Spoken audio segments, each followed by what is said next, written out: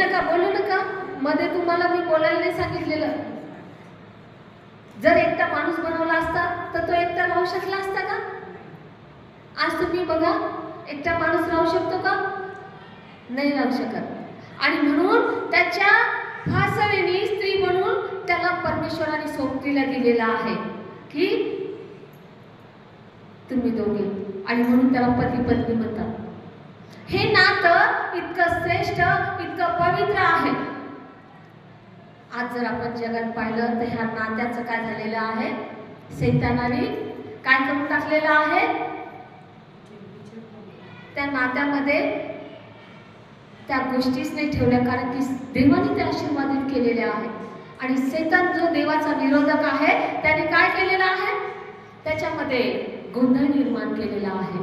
प्रत्येक पती पत्नी हे परमेश्वराने निर्माण केलेले आहे. त्यांच्यामध्ये एकी असणं, प्रेम असणं, आपलेपणा असणं फार गरजेचं आहे. पण ज्यावेळेला तुम्ही